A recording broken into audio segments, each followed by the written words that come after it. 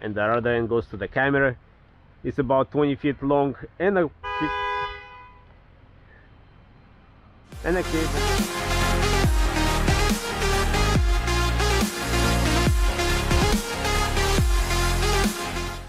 And hello and welcome to another Xterra video where I work on my truck. Sometimes I'm successful, sometimes I'm not. And on today's video I'm actually not gonna be working on my truck, but in fact I'm gonna be working on my work van. And since they're both Nissans, I guess it's kinda okay. And what I'm gonna be doing, I'm gonna be trying to add some dash cameras on my work van. I'm not gonna lie, about a week ago this company Seicane contacted me and they asked me if I want to try out their product, and I thought about it and I actually figured out this could be a good opportunity to install something on my work van, because it's a big van. Especially it's hard to back it up to something because there is no reverse camera, or just maybe I'm not the best driver. But anyways, they sent me this unit, so let's open it up, let's see what's inside, and let's see what options it has. So before I open up the box, let's talk about what it offers. Of course it has a front and a rear camera. The front claims to be 4K and the rear is 1080p. We'll see about that. It has a CarPlay for Android and iPhone, so you can connect your phones through it and you can use a GPS through your phones over here. It also comes with its own GPS device to control to track the speed and location. You can also connect this to your car or truck via auxiliary cable or Bluetooth or FM radio. That's kind of pretty cool. So you can actually connect this device on an empty station on FM. We'll test that, and it's gonna pair it, and you're gonna play the music from your phone to this device, and from this device it's gonna play through the car stereo, which is kind of pretty cool. But anyways, let's open it up, let's see what's inside. Maybe I missed something, maybe I not. And here's the main unit itself. In the back we have our dash camera. Over here we have our power cord, port for the camera, SD card, and a GPS unit connected over here. Now this one comes with a 3M tape, so once you put it in one location, it's kind of where it's gonna stay. So that's something we have to figure out.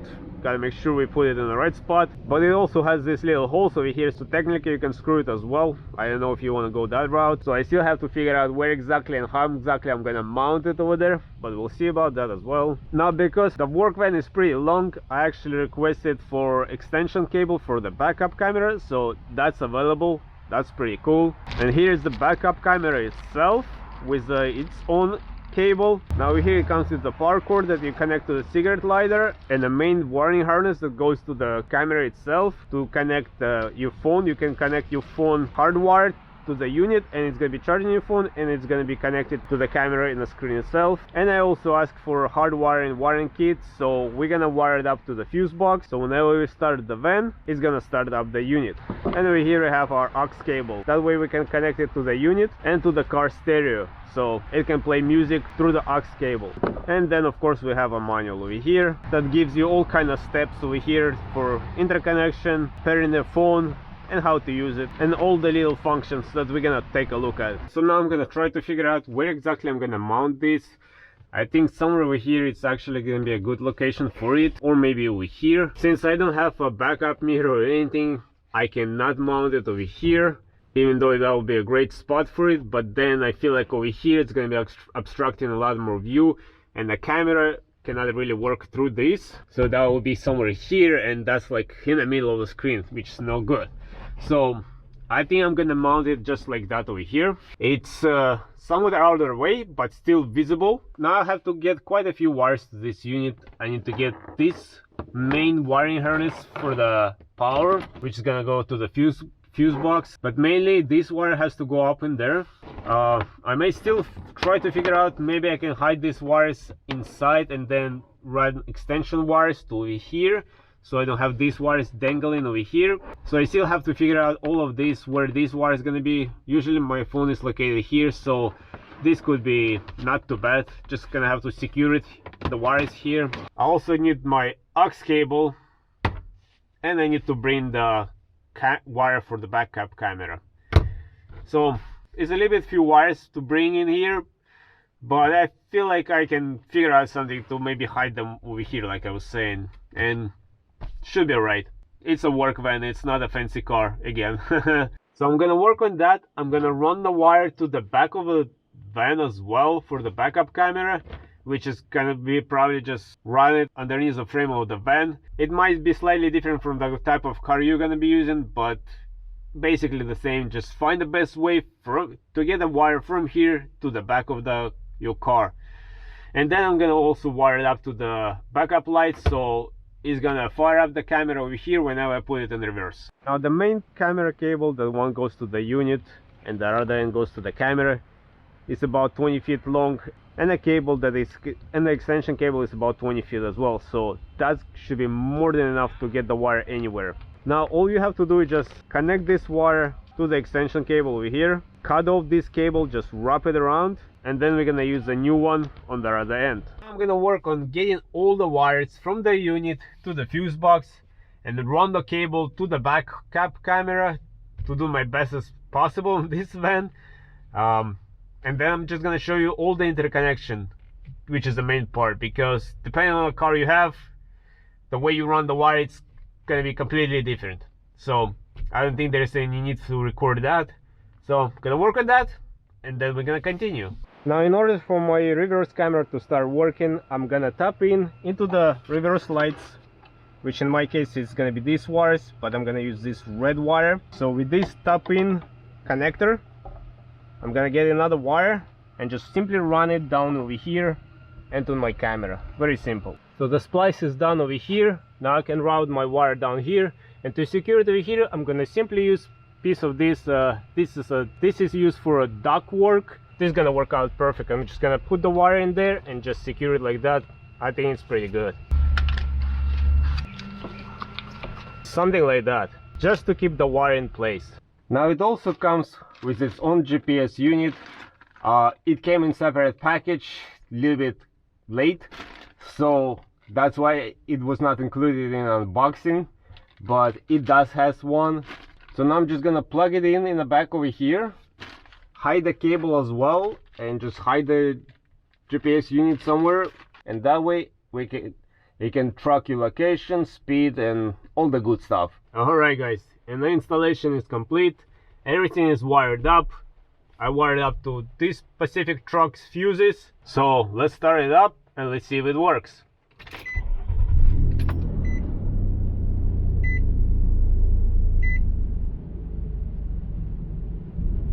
And there you go, it powers up. Takes about 5-6 seconds for it to start up, but it's working. And as you can see, the front camera is working. So now let me put it in reverse. And there we go, we have a backup camera. And the backup camera is working as well. So if I move back, we can actually now see what's behind us. That's pretty cool. But now let's go and look at some features of this unit. First of all, we can slide to the side. That way we'll get the front view and the back view. You slide again, you have just a back view. And this one, you can point it up or down. So first, let's go to the settings. Let's set up this device appropriately, and then we're gonna connect our phone to it. So once we go to the setting over here, mobile link, we can select which option we're gonna use. CarPlay, Apple CarPlay, Android Auto, Apple AirPlay, or Android Wireless Mirror.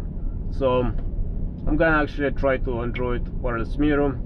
Now for HUD resolution, we have 4K, 2.5K, 1080p, and 720p. We're gonna keep it at 4K.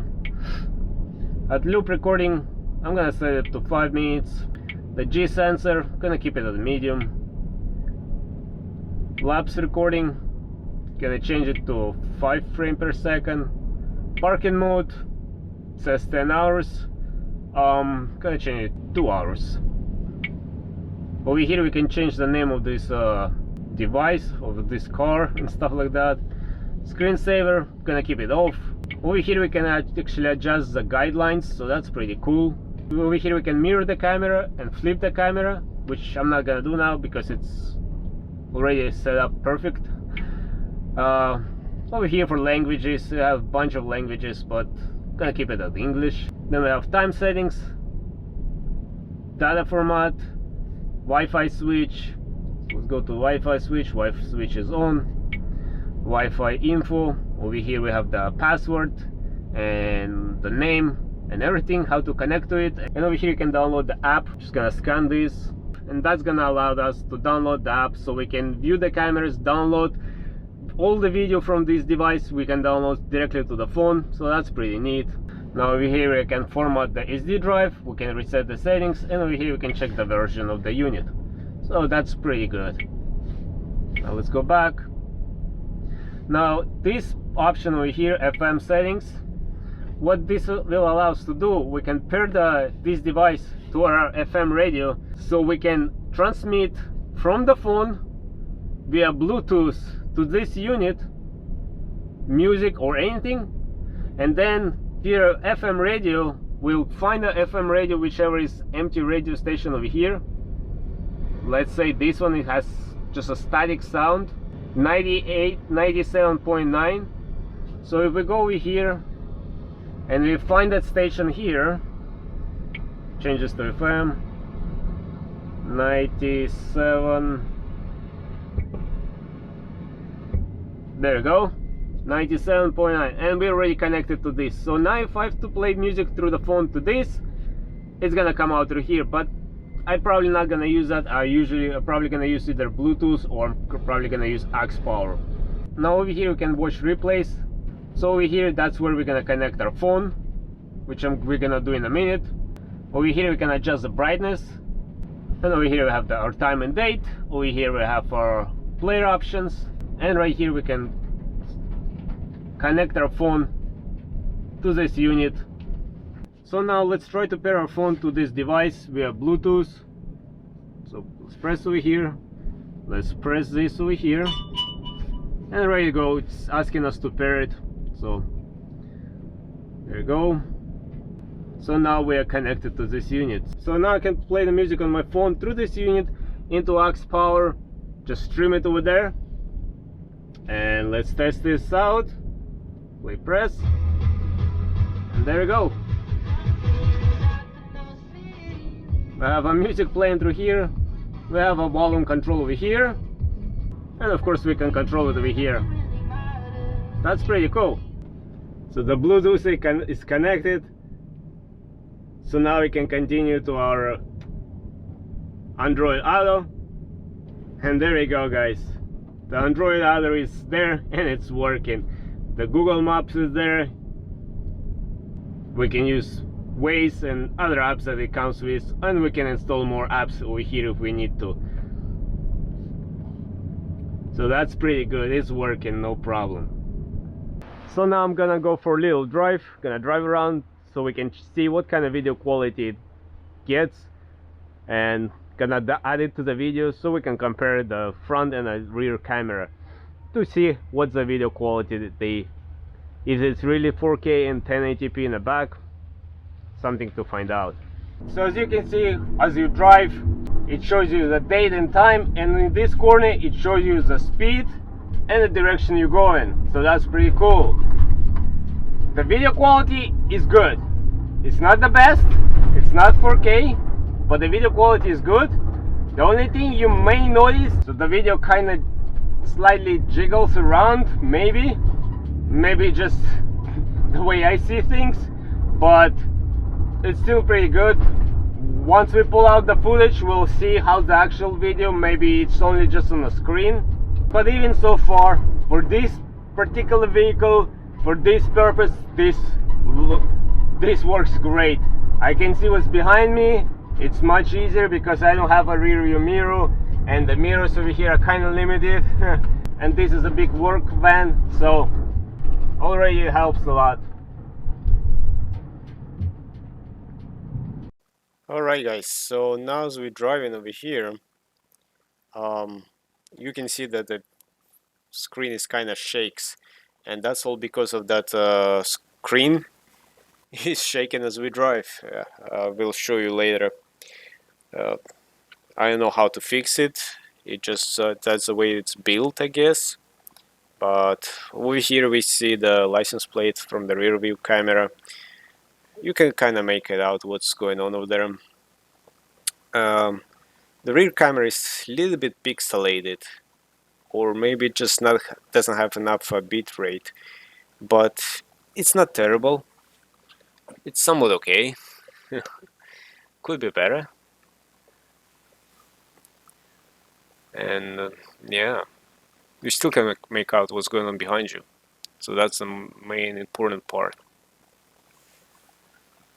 And over here again, we have a license plate behind us. You can make it out, just in case. So yeah, not too bad.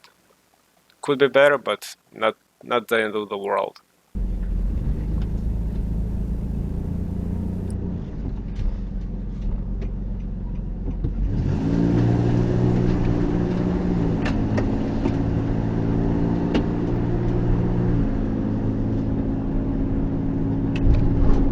Alright guys, so now I'm actually doing some night driving, and as you can see there is some lights, some street lights, some car lights, and camera quality for the rear camera and the front one is actually not that terrible. I was expecting it to be, actually, to be honest, worse, but it's not too bad. I mean, most of the cameras suffer in the night time, but this is still somewhat acceptable. This is still pretty good. The colors are kind of bright, so I'm actually surprised. I feel like even at night it works even better than during the day. And this is actually the microphone sound from the built-in unit itself, from the built-in microphone. So we'll hear, once I edit the video, you will hear how that sounds over there. But I think hopefully it's not too bad either. Alright guys, the installation is complete. I drove around, we'll look at the footage. The video quality is not terrible. Yes, the rear camera could be better, but for that price I think it's a pretty good deal, considering for what I needed for the work van, so I could have a visual of when I'm backing up and what's happening behind me, because I don't have a rear view mirror and the side mirrors are somewhat limited. So overall I think it's not too bad. For the price, it's not too bad.